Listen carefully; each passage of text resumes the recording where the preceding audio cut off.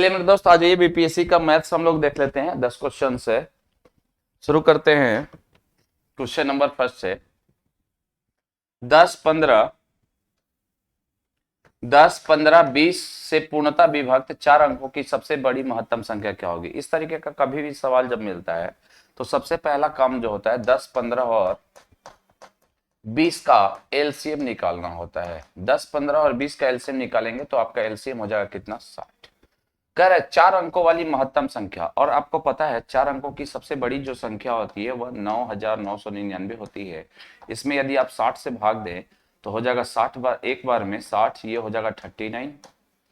छह का कितना 36, 360 बचेगा, फिर आपका कितना 39, फिर आपका आ जाएगा कितना मेरे दोस्त 9, फिर छह का कितना 36 यानी 360 यानी बच गया 39। कहने का मतलब हो गया कि आप ऐसे कर सकते हैं कि सर 9999 अगर 4 अंकों की बड़ी सी बड़ी संख्या है तो इसमें से अगर 39 को आप घटा लें तो आपका आ जाएगा 99 कितना 60। और ये 9960 जो है 60 से डिविजिबल है, और 60 से डिविजिबल है इसका मतलब 10, 15 और 20 इन तीनों से डिविजिबल होगा। इसका मतलब that will be right answer 9960, option number क्या, B. Option number B is the right answer. Clear है। चलिए मेरे दोस्त आगे बढ़ते हैं अगले सवाल की ओर, और अगला सवाल इस प्रकार से है 1/x प्लस वाई बराबर है क्या 1/x प्लस 1/y के। तो हमसे कहा गया है कि आप निकालिए X cube minus Y cube का मान क्या होगा। X cube plus 1/y cube का मान क्या होगा। अगर हम बात करें मेरे दोस्त, देखिए तो यहां से अगर हम लोग बात कर लें तो 1/x प्लस वाई बराबर हो जाएगा y प्लस एक्स अब बटा क्या x इंटू वाई के। हो सकता है क्या, देखिए यहां एलसीएम लेंगे तो एक्स वाई हो जाएगा, ये आपका y प्लस एक्स। अगर हम बात करें तो यहां से आप लिख सकते हैं x प्लस वाई का होल स्क्वायर बराबर एक्स वाई। इसको लिखेंगे X square plus Y square plus 2xy। अब प्लस 2xy इधर आएगा तो क्या हो जाएगा प्लस एक्स वाई बराबर कितना 0। X square plus Y square plus x into Y बराबर क्या 0। अब आ जाइए इस पे, X cube minus Y cube का फॉर्मूला जो होता है वो होता है X minus B, X minus Y, X square plus Y square plus क्या X Y.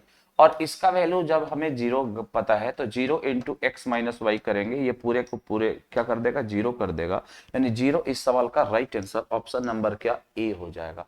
Option number A is the right answer. यहां ध्यान दीजिएगा थोड़ा सा, यहां क्या होगा X square plus Y square plus 2xy अब बराबर एक्स वाई होगा। इसको इधर ले आएंगे ना मेरे दोस्तों, आपका हो जाएगा X square plus Y square minus क्या प्लस क्या एक्स वाई बराबर क्या 0। ठीक है, चलिए आगे बढ़ते हैं नेक्स्ट क्वेश्चन की ओर।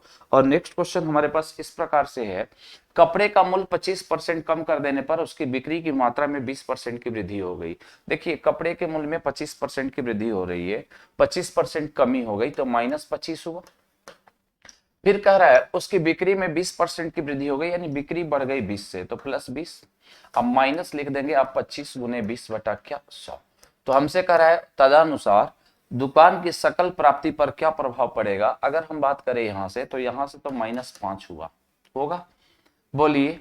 और यहां से अगर हम बात करें तो ये आपका कैंसिल आउट होगा, ये भी आपका कैंसिल आउट होगा, यानी कितना -5 ये भी हो गया। अर्थात आप कहेंगे सर -10%, और माइनस हमेशा शो करता है किस चीज को, कमी को, तो आप कहेंगे सर 10% की कमी हो जाएगी। ऑप्शन नंबर क्या D is the right answer. Option number D इस सवाल का परम सत्य उत्तर होगा। ये एक्स वाई फॉर्मूले पे बना x plus y plus x into y upon कितना 100।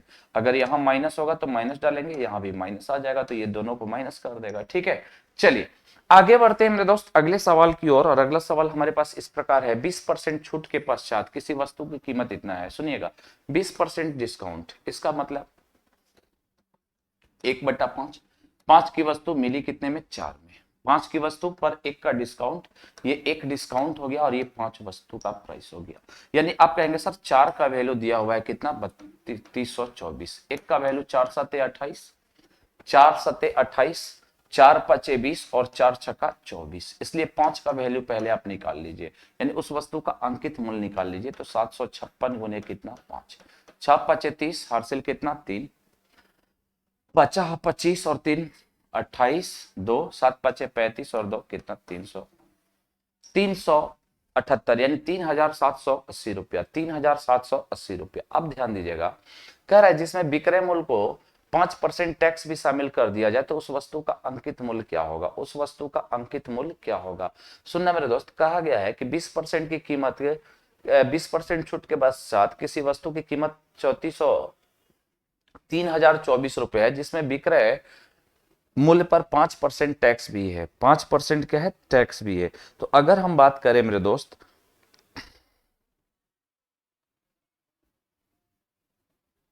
अगर हम बात करें तो इस ये अंकित मूल्य तो हो गया, ये आपका अंकित मूल्य, इसमें 5% टैक्स भी शामिल है। इसका मतलब हुआ कि सर ये 105% का वैल्यू है, तो 1% का वैल्यू क्या हो जाएगा, 3780 बटा 105, इसलिए 100 का वैल्यू, इसलिए 100 का वैल्यू।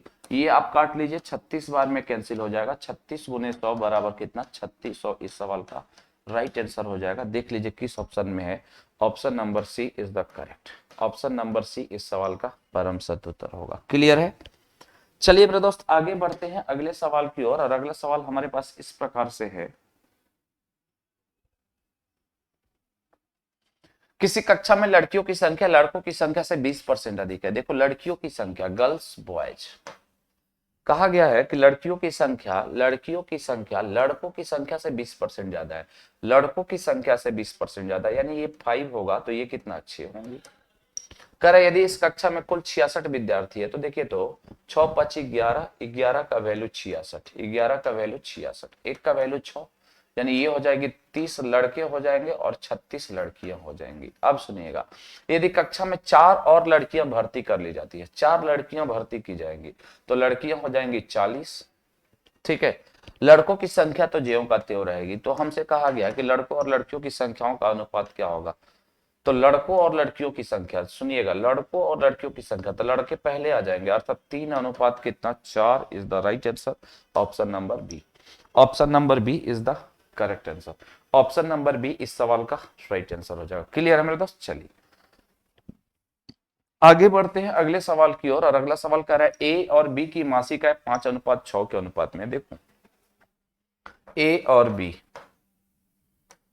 इनकम का जो रेशियो दिया हुआ है ना, वह दिया हुआ है 5 रेशियो कितना, 6। फिर कह रहा है उनके व्यय यानी एक्सपेंडिचर का जो रेशियो दिया हुआ है मेरे दोस्त 3:4 दिया हुआ है। यदि वे प्रति माह क्रमशः 1800 रुपए और 1600 रुपए की बचत करते, 1800 ये बचा रहा है, 1600 रुपया ये बचा रहा है। एक तो क्रॉस मल्टीप्लाई करने का भी तरीका होता है कि आप ऐसे कर लीजिए, फिर इसमें घटा लीजिए, 5 चौका 20, 6 18, फिर 3 से 4800 और 18 चौका 7200, 2400, 24 पचे 20 से, और पूछ रहा है क्या, अंतर पूछ रहा है क्या, तो बी की मासिक आय क्या होगी, तो 24, ठीक है। लेकिन ऐसे आप नहीं बनाओगे, आपको मैं बता रहा हूं कंसेप्ट से, क्या है तरीका समझिएगा। देखो क्रॉस वाले से नहीं बनाइएगा आप, ठीक है, आपको थोड़ा सा ये होगा, लेकिन आप ऐसे बनाओगे तो ज्यादा सटीक बनता है। देखो 5:6 है, 3:4 है, ठीक है। तो अगर हम बात करें मेरे दोस्त, तो ऐसे आप कह लीजिए कि सर ये 5x कमाता था और ये 6x कमाता था, ठीक है। तो 5x में से ये बचत करता था 1800 और ये बचत करता था 6x में से कितना, 1600, ठीक है। तो रेशियो खर्च का आ गया 3:, कितना, 6। बस हो गया, बात खत्म, यहां से कर लीजिए, 5 का कितना, 20x माइनस 7200, अब बराबर हो जाएगा कितना, 18x माइनस 4800, 18x इधर आएगा तो -2x बराबर 7200 उधर जाएगा तो हो जाएगा कितना, 2400 होगा मेरे दोस्त। बोलिए हमने क्या कहा, +2x बराबर कितना, 2400, तो ये x का मान 1200, x का मान हो गया कितना, 1200, और x का मान 1200 आया। तो बताइए हमसे पूछा क्या है, b का, हमसे पूछा b का मासिक इनकम, और b का मासिक इनकम देखिए 6x था, तो x का वैल्यू 1200 रखेंगे तो 12 छका कितना, 7200, इस सवाल का राइट आंसर हो जाएगा। 7200 is the correct answer, option number क्या, D, option number D is the right answer, ठीक है। ऑप्शन नंबर डी इस सवाल का परम सत्य उत्तर हो जाएगा। क्लियर है मेरे दोस्त, ऑप्शन नंबर। चलिए आगे बढ़े, आगे बढ़ जाए मेरे दोस्त। बोलिए रेशियो से भी, उससे भी बना सकते हैं, क्रॉस मल्टीप्लाई से भी। देखो 5:6 है, 3:4 है, और ये फिर कितना है, 1800 है, और क्या है, 1600 है। देखिए 5 चौका 20, 36 18, 2 यूनिट, ठीक है। ये हो जाएगा 16, तो ये कितना 4800, और ये हो जाएगा कितना 7200। तो 4800 और 7200 का डिफरेंस कितना है? 4800 और 7200 का डिफरेंस आपका कितना है? 4800 और 7200 का डिफरेंस कितना है? 2400। यानी 2 यूनिट का वैल्यू 2400, यानी 1 यूनिट का वैल्यू 1200, और 1 यूनिट का वैल्यू 1200, यानी 6 यूनिट का वैल्यू कितना? 12 छका 7200। डायरेक्ट भी बना सकते हैं, कोई परेशानी नहीं है। चलिए आगे बढ़ जाते हैं अगले सवाल की ओर। और अगला सवाल इस प्रकार से है, बहुत अच्छा सवाल है ये मेरे दोस्त, काफी ज्यादा अच्छा क्वेश्चन है। ध्यान दीजिएगा क्या कह रहा है। 3 आदमी ए, बी और सी मिलकर एक काम को करने पर एक कार्य को अकेले ए से 6 घंटे कम, देखो ए बी सी जब कर रहा है ना, ए बी सी तीनों मिलकर, यहां लिख रहा है ए, यहां लिख रहा है बी, यहां लिख रहा है सी। अब समझिएगा, कह रहा है ए बी सी मिलकर काम को करने में ए से 6 घंटे कम समय लेता है। ए से 6 घंटा कम, यानी आप कह सकते हैं कि सर ए जो है इन तीनों को मिलकर जितना समय लग रहा होगा उससे 6 घंटा एक्स्ट्रा ले रहा होगा। 6 घंटा क्या एक्स्ट्रा ले रहा होगा, तब ना इससे ये 6 घंटा कम होगा। यानी अगर हम मान लें कि ए प्लस बी प्लस सी किसी काम को x दिन में करते हैं, तो ये x प्लस 6 दिन में करेगा अकेला। फिर कह रहा अकेले बी से 1 घंटे कम, बी से 1 घंटा कम, यानी बी इससे 1 घंटा एक्स्ट्रा ले रहा होगा, 1 घंटा एक्स्ट्रा ले रहा होगा। और सी अकेले काम को करने के लिए आवश्यक समय से आधे समय में, यानी इन तीनों का जो समय लग रहा है उसका डबल समय ये ले रहा होगा, तब ना डबल का ये आधा हुआ। ध्यान दीजिएगा, यहाँ x/2 नहीं कीजिएगा, इसलिए x/2 नहीं होगा क्योंकि ए बी सी मिलकर x दिन में कर रहा है, तो सी अकेले x/2 दिन में कभी संभव नहीं है, कभी संभव नहीं है, यानी उससे डबल। कहने का मतलब यहां इस प्रकार से लिखा हुआ है ना कि ए बी सी का कहा गया है कि ए बी सी इसका आधा लेता है, ए बी सी इससे 1 दिन कम लेता है, और ए बी सी इससे क्या 6 दिन कम लेता है। इसका मतलब ए का 6 दिन ज्यादा लग रहा है, बी का 1 दिन ज्यादा लग रहा है, और सी का क्या डबल लग रहा है।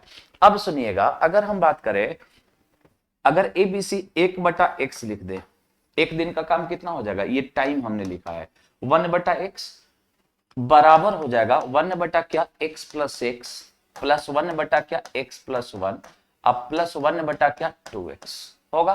सबका 1 दिन का काम हमने लिख दिया। देखो यहां से सॉल्व करना थोड़ा सा मुश्किल होगा, तो हम एक काम करते हैं, इस वाले को इस साइड ले आते हैं, 1/x माइनस 1/2x, और यहां मेरे दोस्त क्या हो जाएगा x प्लस 6 इंटू क्या x प्लस 1, और ऊपर में आ जाएगा x प्लस 1 इंटू क्या x प्लस 6, ऊपर में आ जाएगा x प्लस 1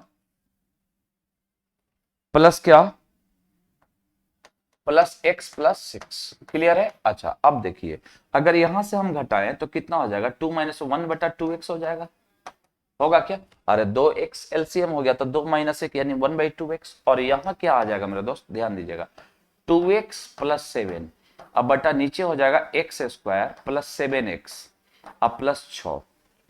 क्लियर है? यहां से क्रॉस गुना कर लीजिए, थोड़ा सा लेंदी है, कैलकुलेशन आपको करना पड़ेगा मेरे दोस्त। X square plus 7x plus 6 बराबर हो जाएगा 4x अब प्लस कितना 14x, 4x स्क्वायर हो जाएगा। ठीक है, 4x स्क्वायर हो जाएगा। देखिए 2 दूना 4x स्क्वायर, ठीक है, और 7 दूना कितना 14x, ये हो गया x स्क्वायर प्लस कितना 7x प्लस 6। इसको उठा के उस साइड ले आ जाए तो हो जाएगा कितना 3x स्क्वायर, 14x में से 7x घटेगा तो कितना प्लस 7x अब माइनस 6 बराबर 0, 6 18 9 दूना 18 यानी 3x square plus 9x minus 2x minus 6 बराबर 0। देखिए तो 3x को कॉमन लेते हैं तो x प्लस 3 और एक माइनस 2 कॉमन लेंगे तो क्या x प्लस 3। देखिए एक x का मान तो 3 हो जाएगा, माइनस 3 हो जाएगा, तो x का वैल्यू -3, माइनस वाला आप क्या करेंगे कैंसिल कर देंगे, और एक x का वैल्यू हो जाएगा कितना 2/3, और यही आपका 2/3 x का मान हो जाएगा। तो देखो ये आपका 2/3 अब प्लस 6, और ये हो जाएगा 2/3 प्लस कितना 1, यानी आप देखिए 6 18 2 20/3, यानी a का आप लिखेंगे तो a लिखेंगे कितना, a कितना दिन में 20/3 दिन में, a 20/3 दिन में, और b की जब बात करेंगे तो b हो जाएगा कितना 3 इकाई 3 अदू 5/3 दिन में, 5/3 दिन में, 5/3 दिन में। a ऐसे लिखना,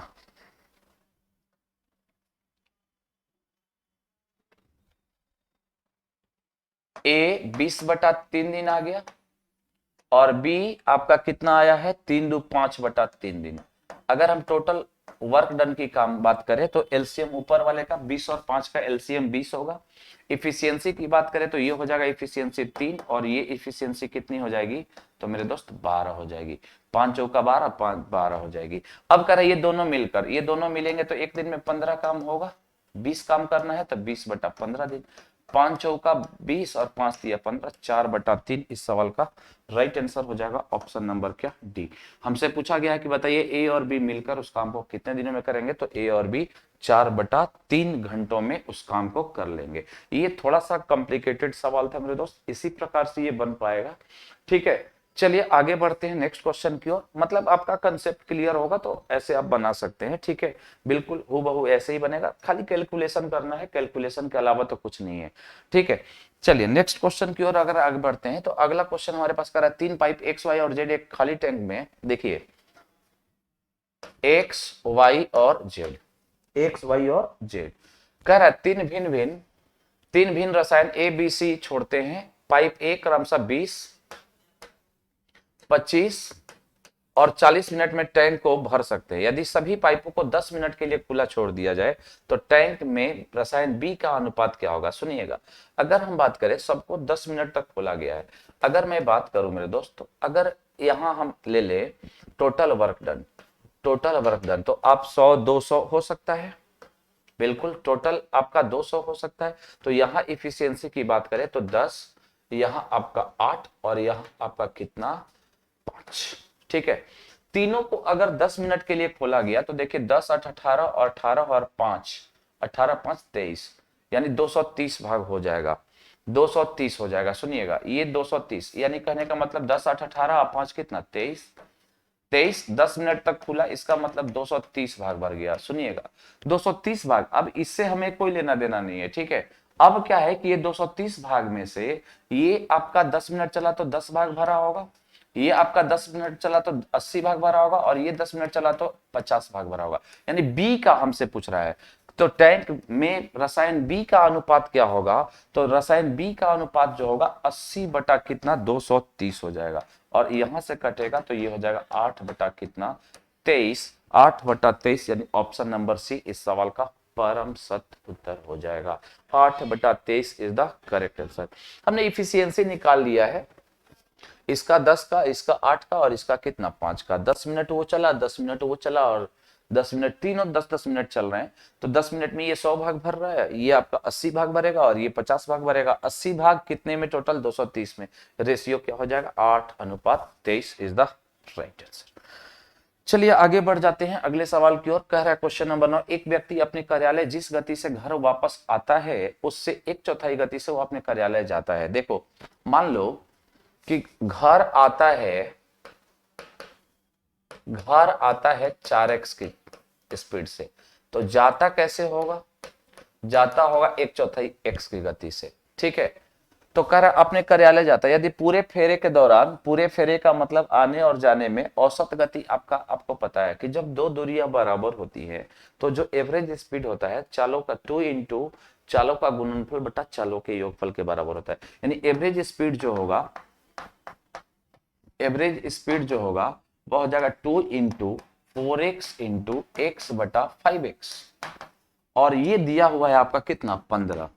तो बताइए मेरे दोस्त x x काट ले, क्या बोलिए x x काट ले, तो ये हो जाएगा 4 दूना कितना 8x बटा 5 यानी x का वैल्यू हो जाएगा 15 पचे कितना 75 बटा कितना 8, x का वैल्यू 75 बटा 8। हमसे पूछ क्या रहा है कार्यालय जाने के दौरान उसकी गति क्या होगी, कार्यालय जाने के दौरान उसकी गति हमसे पूछी गई है। तो कार्यालय जाता है कैसे, देखिए तो x किलोमीटर पर आवर की चाल से और x का वैल्यू आ गया 75 बटा कितना 8 किलोमीटर पर आवर, यानी ऑप्शन नंबर क्या D is the correct answer.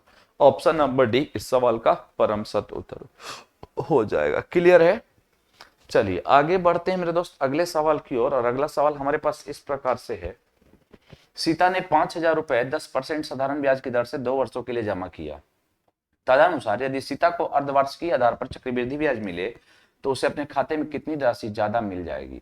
देखो सीता ने 5,000 रुपया 10% की दर से 2 साल के लिए, अच्छा एक चीज समझिएगा 5% की दर से 2 साल के लिए उसने जमा किया, ठीक है, तो उसको 10 दूना 20 100 रुपया मिलता ब्याज। अरे 10 दूना 20, 20 पचे 100, 1000 रुपया ब्याज ज्यादा मिलता। लेकिन कह रहा है यदि सीता को अर्धवार्षिकी आधार पर चक्रवृद्धि ब्याज मिले तो उसे अपने खाते में कितनी ज्यादा राशि मिलेगी। तो अब ये सवाल जो है ना थोड़ा सा टिपिकल हो गया, क्योंकि यहाँ 2 साल दे दिया है। अब समझना मेरे दोस्त, अगर मैं बात करूं, आपको पता होना चाहिए कि अर्धवार्षिकी जब ब्याज का दर होता है तो रेट होता है आधा, यानी रेट हो गया कितना 5%, और समय हो जाता है 2 गुना, यानी 2 साल में आपको 4 बार जुड़ जाएगा। 2 बार में क्या होगा, 4 बार जुड़ जाएगा। तो अगर हम बात करें टाइम का वैल्यू तो 4 हो जाएगा। तो 3 साल के लिए, 3 इयर्स के लिए CI जो होता है ना वो होता है इस प्रकार से 3R स्क्वायर, 3R और R क्यूब, ये चलता है फॉर्म 3R स्क्वायर और R क्यूब। तो 5% अगर रेट ऑफ रखेंगे तो 3 साल के लिए हो जाता है 15.7625%। अब देखो मेरे दोस्त, ये 3 साल का CI हुआ, ये 3 साल का क्या हुआ CI। अगर हम बात करें चौथे साल की, तो चौथे साल में ये तो आपको मिलना ही मिलना है 15.7625% प्लस 5 प्लस 15.7625 उन्हें 5/100। अगर हम यहां से बात करें तो ये हो जाएगा कितना 20.7625, ये दोनों जोड़ दिए। अच्छा यहां मल्टीप्लाई करेंगे तो हो जाएगा 50 25, 5 दूना 10 2 12, 1 हो गया, 6 5 30 1 31, 3 हो गया, 3 हो गया, 7 5 35 3 35 3 38, 35 3 38, और ये हो जाएगा 15 5 75 3 कितना 78/100। यानी देखिए ये वाला पॉइंट जो होगा यहाँ आ जाएगा। अब जोड़ लीजिए 20.7625 और यहाँ आ गया 0.788125, यहाँ हो जाएगा 5 2 6 0 8 14 1 15 714 1 15, और ये हो जाएगा कितना मेरे दोस्त 21.55% मान लेते हैं अप्रोक्सीमेट 21 दशमलव कितना 55%। तो अगर हम बात करें 21.55%, तो देखिए तो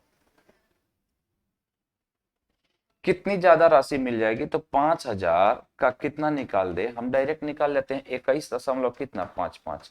अच्छा एक चीज बताइए, अगर हम बात करें यहां से देखो तो साधारण ब्याज का दर था तो ये 20% मिलता 2 साल में, तो मिला कितना एक्स्ट्रा 1.55% मिला क्या, यानी 1 दशमलव कितना 55% मिला। अब बटा कितना 100, बस अप्रोक्स में हम निकाल देते हैं, ठीक है।